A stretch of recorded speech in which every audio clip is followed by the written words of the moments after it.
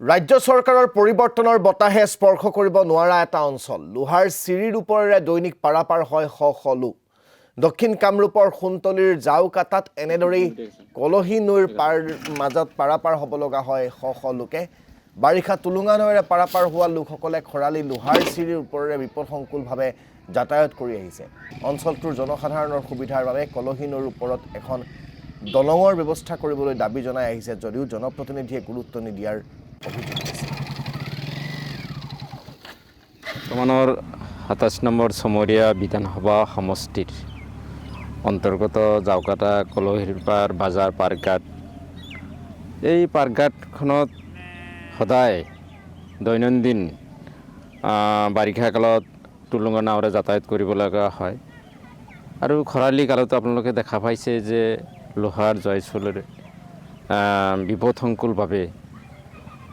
পথযাত্ৰী স্কুলীয়া ছাত্ৰ ছাত্ৰীসকলে পাৰাপাৰ হ'বলগীয়া হৈছে কিন্তু আজি পৰ্যন্ত কোনো এখন চৰকাৰে এইখন পাৰ্কঘাটত এখন RCC দলঙৰ যে খুবেই প্ৰয়োজন দলংখন নহ'ল আমি বহুবাৰ চৰকাৰৰ বিভাগীয় কৰ্তৃপক্ষক নিবেদন কৰিছোঁ কিন্তু আজি পৰ্যন্ত এইখন পাৰ্কঘাটত ভয়াৱহ ৰূপত পাৰাপাৰ হ'ব লগা হয় কিমান দিন ধৰি এনেকুৱা মানে এটা স্বাধীনতাৰ পিছৰ পৰাই আমিতো দেখা জন্মৰ পিছৰ আগৰ পৰাই